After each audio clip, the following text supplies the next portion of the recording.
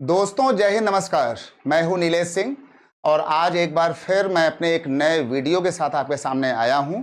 बहुत ही महत्वपूर्ण है। इस पर कुछ मुद्दों पर हम आपके सामने अपनी राय को रखेंगे। बात हो रही है भारत देश में लागू हुए 3 नए कानूनों की, यानी कि भारतीय दंड संहिता आईपीसी में हुए बदलावों को लेकर।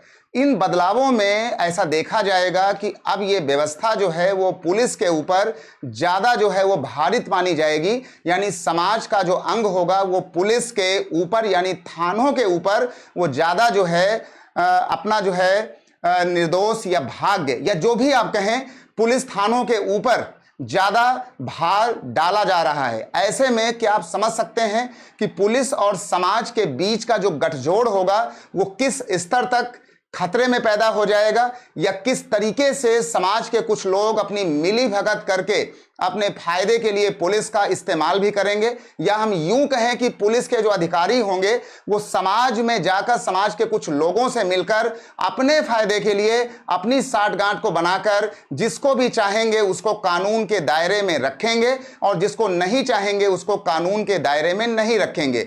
ऐसे में अभी तक जो पुलिस की कानूनी हिरासत होती थी वो 15 दिनों के लिए होती थी, यानी अपराधी जो पाए हुए व्यक्ति होते थे उनको 15 दिनों तक पुलिस अपने जो है कानूनी जो है वो पक्ष में यानी कि जेल में अपने पास रख सकती थी, हिरासत के अंदर। लेकिन नए प्रावधान कहते हैं कि अब ये बढ़ाकर तोड़ मरोड़ कर पुलिस के पास 90 दिन की जेल यानी 90 दिन की हिरासत अब थानों के पास दे दी जाएगी जांच करने के लिए। यानी क्या आपको लगता नहीं कि जांच के नाम पर अब खिलवाड़ कुछ ज्यादा होगा, ज्यादा जो है पैसे का खेल चलेगा, ज्यादा जो पावरफुल लोग होंगे वो कम पावरफुल यानी जो समाज के असहाय लोग होंगे उनके ऊपर हावी होने की कोशिश करेंगे।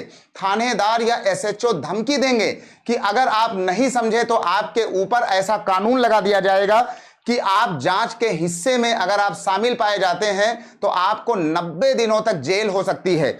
अब ठीक है, ऐसे बहुत से लोग होंगे जो अपने आप को बचाने के लिए पुलिस की मदद लेंगे और पैसों का खेल और खरीद फरोख्त भी चलेगी। नहीं तो पुलिस के अधिकारी जो है ऐसे लोगों को डरा धमकाकर यूएपीए जैसे कानून लगाने की धमकी देंगे और ये अब थाने स्तर पर होगा यानी एसएचओ स्तर पर होगा।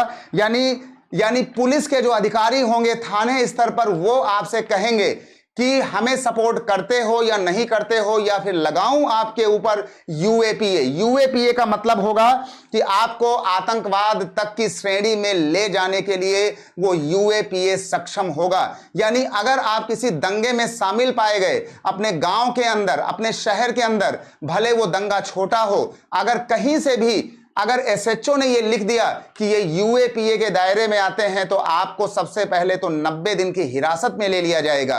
और इसी के साथ साथ अभी तक क्या होता था कि जब आप 15 दिन के कानूनी दांव पेंच में होते थे तो आपके पास वकील का जो खर्चा आता था वो 15 दिनों के लिए आपको वकील को करना होता था। अब जरा कल्पना करें कि कोई गरीब इंसान है जिसके पास पैसा नहीं है और उसको झूठे आरोपों में अगर यूएपीए में फंसा दिया गया तो उसको 90 दिनों तक वकील का खर्चा देना होगा। ऐसे में कौन इतना वकील कर पाएगा, उसका खर्चा दे पाएगा? जरा हम कुछ कहें, रवीश कुमार की ये रिपोर्ट को देखिए और देखिए कि क्या क्या है इस वीडियो के अंदर। की गिरफ्तारी के 15 दिन के बाद जुडिशियल रिमांड में भेजना अनिवार्य था। पुलिस रिमांड गिरफ्तारी के बाद अधिकतम 15 दिन तक मिल सकती थी। अब 15 दिन की रिमांड को टुकड़ों में 60 से 90 दिनों तक कभी भी लिया जा सकता है, यानी 3 महीने तक आप पुलिस के कब्जे में रहेंगे।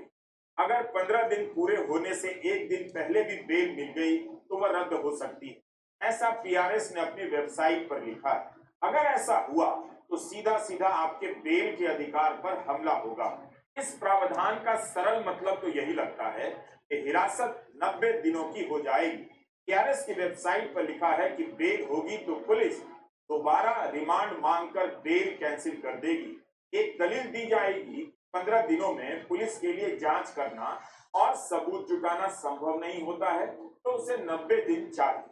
लेकिन 15 दिनों में जांच नहीं हो पाती है, इसका समाधान केवल 90 दिनों की हिरासत की अवधि बढ़ाने से नहीं होगा। अधिक पुलिस अधिकारी, सिपाही और जांच अधिकारी की नियुक्ति से ही इसमें सुधार आ सकता है। एक एक जांच अधिकारी कई कई केस की जांच कर रहा होता है। थाने में जांच अधिकारी के पास क्या सुविधा है, संसाधन है और उसकी टीम कैसी है, जरा पता कर लीजिए।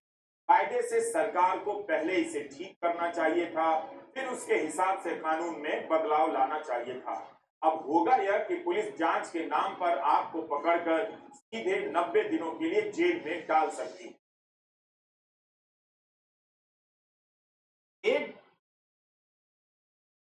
अभी आपने इस वीडियो को पीछे देखा होगा, यानी अब पुलिस के अधिकारी, एसएचओ, यानी थाने स्तर की मैं बात कर रहा हूं। थाने स्तर पर जो दरोगा होंगे, जो कांस्टेबल होंगे, जो एसएचओ होंगे, वो इतने पावरफुल हो जाएंगे कि वो जिसको भी चाहेंगे उसको यूएपीए लगाकर आतंकवाद की श्रेणी तक ले जाने में सक्षम होंगे।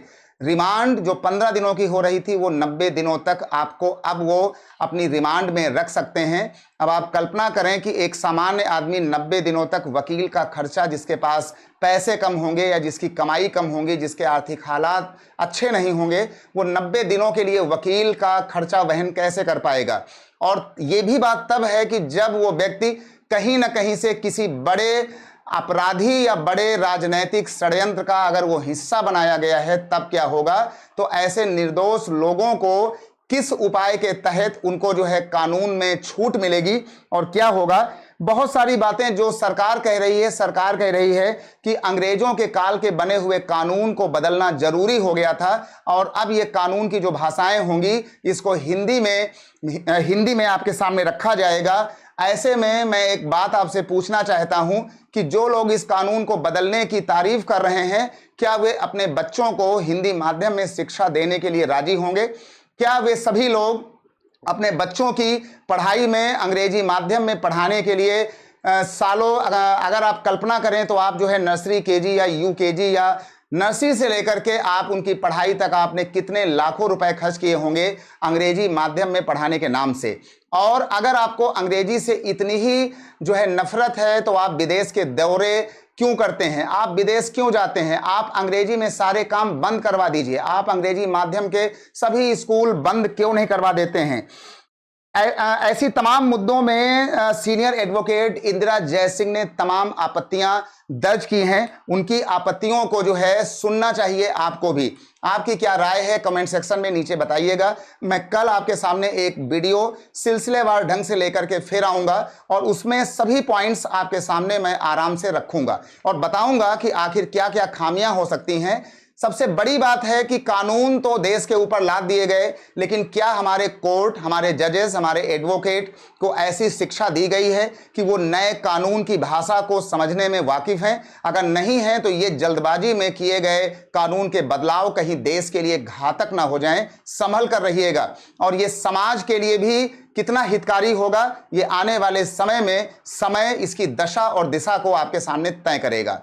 मैं हूं नीलेश सिंह, कल आपसे फिर मुलाकात होगी इसी पॉइंट पर अपने कुछ सिलसिलेवार नए और अच्छे बिंदुओं के साथ। ये वीडियो कैसा लगा है, अपनी राय और इन कानूनों के ऊपर अपनी राय हमें जरूर दीजिएगा कमेंट सेक्शन में। जय हिंद।